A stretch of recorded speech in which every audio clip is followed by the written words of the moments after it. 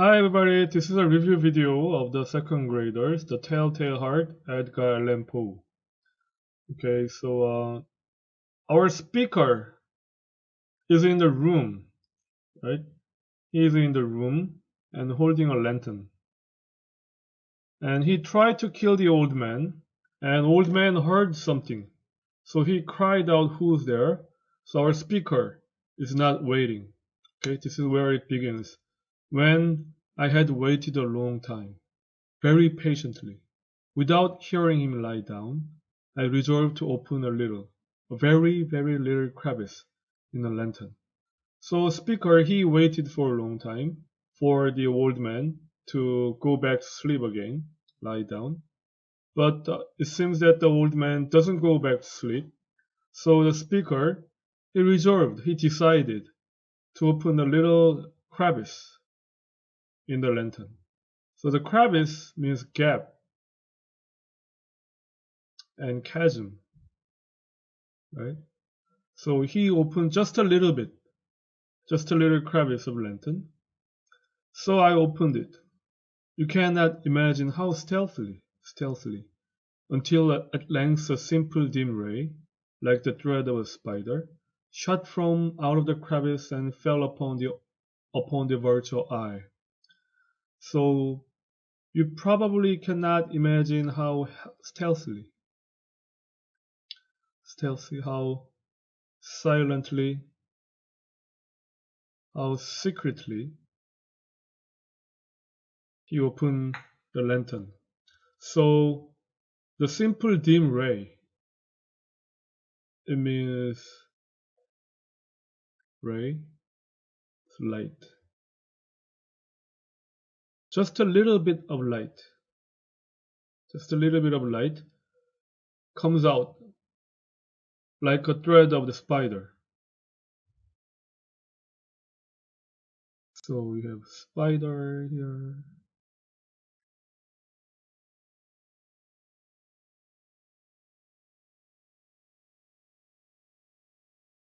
And you have thread.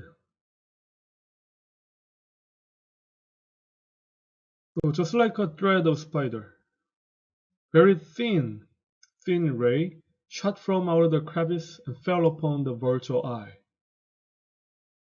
So the virtual eye refers to the old man's eye, right? And it was open, wide open. I grew furious as I gazed upon it. So it refers to the old man's eye. Old man's eye was wide open. And the speaker, he grew furious. He became angry.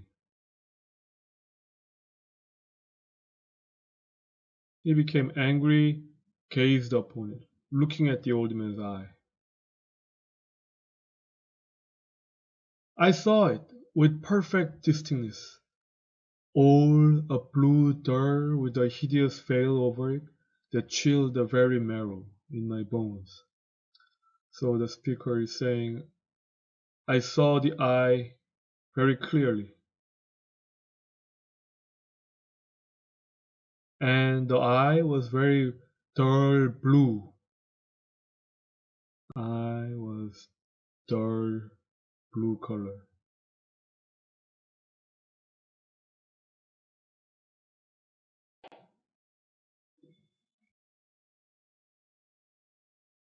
With a hideous veil. And the blue eye had a veil, hideous, terrible, ugly veil over the eye.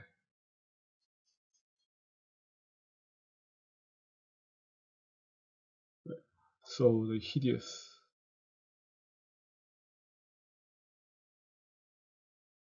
is ugly, appalling. Veil over the eye, and it chilled the very marrow in my bones. Chill, scared. It scared the very marrow in my bone. So here you have bones.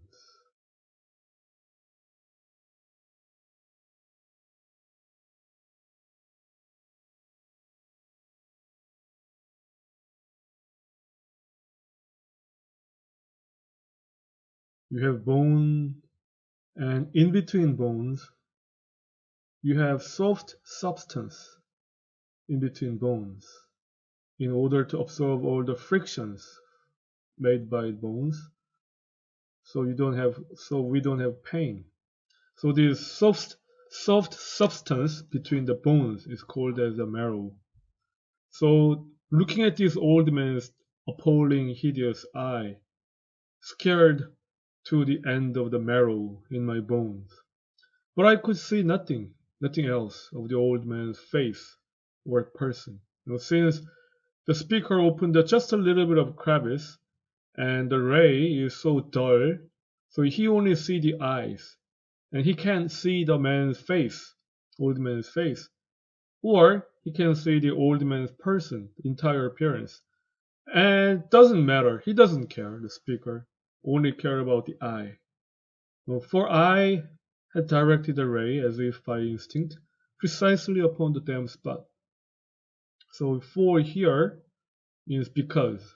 Right? Because I directed the ray upon the damn spot, upon the eye, virtual eye of the old man. So I cannot see anything else. Cannot see the face, cannot see the appearance. Can only see the eye.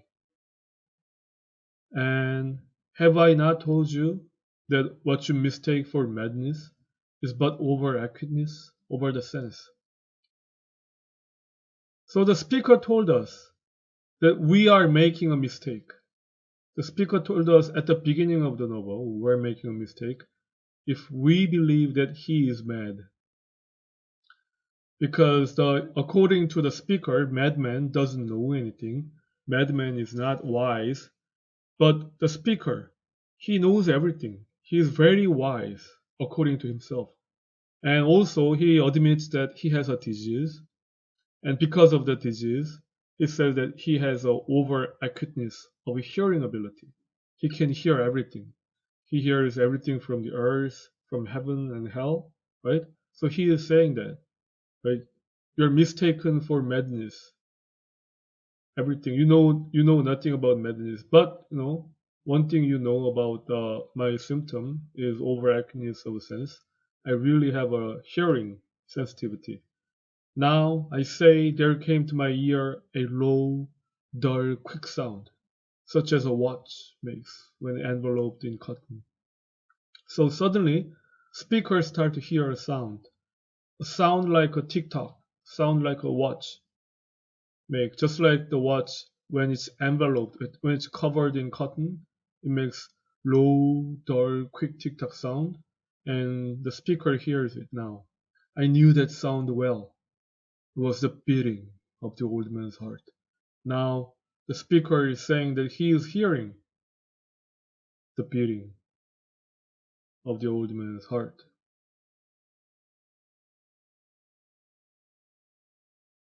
It increased my fury. Listening to old man's heart made him even more angry, as the beating of the drum stimulates the soldier into courage. So just like a beating drum in a battlefield, the beating of a drum in battlefield, it provokes soldiers into fighting. So this tick-tock sound increased the anger, fury of the speaker, just like the beating drum in a battleground. But even yet, I refrained and kept still. Even yet, I limit myself. I stop myself. I don't do anything to the old man yet. I scarcely breathe. I held the lantern motionless. I tried how steadily I could maintain the ray upon the eye. So our speaker, he didn't move. He became motionless. Instead, He tried he tried to maintain the lantern steadily on the eye of the old man. Meantime, the hellish tattoo of the heart increased. So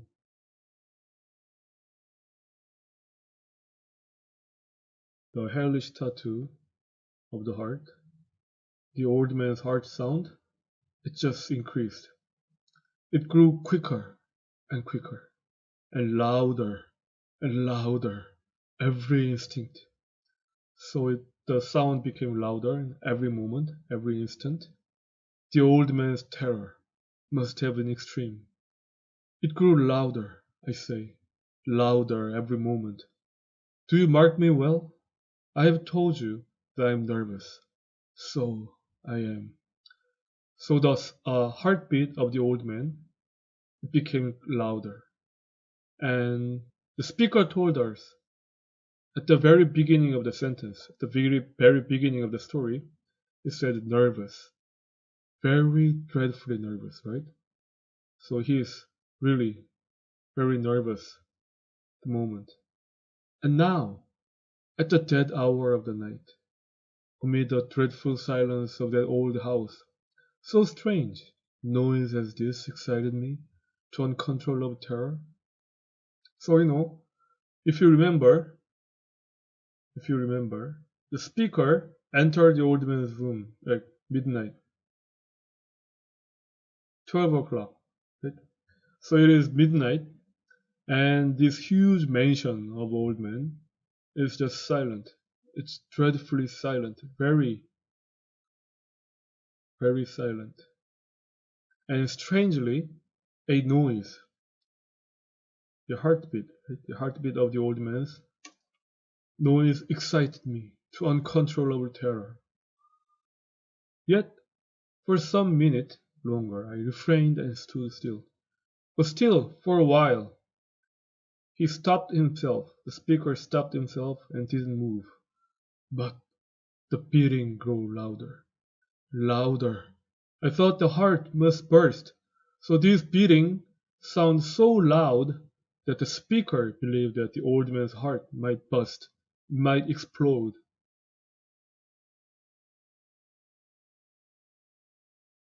And now a new anxiety seized me. The sound would be heard by a neighbor. Now the speaker has new worries now, anxiety. He believed that the sound of the old man's heart so large that the neighbor might hear the old man's heart sound. So finally, the old man's hour had come. With a loud yell, I threw open the lantern and leaped into the room. So he screamed, the speaker screamed, and he jumped into the room, the old man's. And he shrieked once only. So the old man, he shrieked, screamed. He screamed once. In an instant, I dragged him to the floor and pulled a heavy bed over him. So the speaker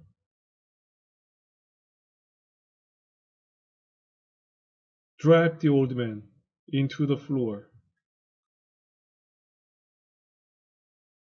and he pulled a bed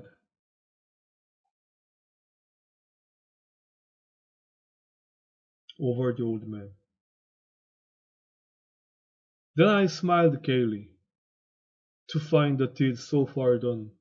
So gaily means happily. Isn't it really creepy? Then the speaker just tried to kill the old man, and he is smiling happily to find the deed so far done. He is so satisfied what he's done to the old man, so he smiled. But for many minutes the heart beat with a muffled sound. So the heart of the old man still beat quite a while with a low sound, muffled sound. This, however, did not vex him. This time the old man's heartbeat, it didn't confuse speaker. It would not be heard through the word. So the speaker knew that since he covered the old man with the bed, he knew that the sound would not go over to the neighbors. So the speaker was not confused. Speaker was not scared this time of the sound. So at length it ceased. Finally, the old man's heart come to stop. The old man was dead. I removed the bed, examined the corpse. Yes, He was stone dead. I placed my hand upon the heart and held it there many minutes. So the speaker checked upon the heart of the old man. There was no pulsation, no pulse. He was stone dead. His eye would not trouble me no more. So this virtual eye of the speaker will not trouble speaker anymore.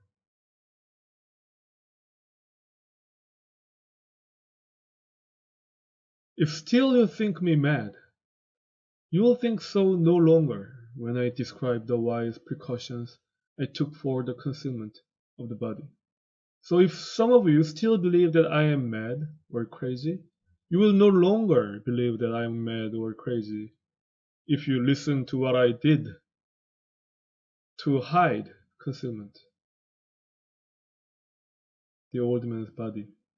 If you listened how I hide old man's body, you will not believe that I am mad anymore, because madman doesn't know anything, madman is not wise, but I did my job so wisely. So you wouldn't think I am mad anymore. The night waned, and I worked hastily, but in silence.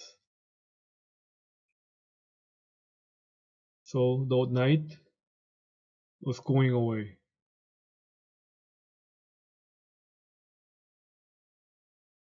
And I worked hastily. So I worked busily. I worked quickly.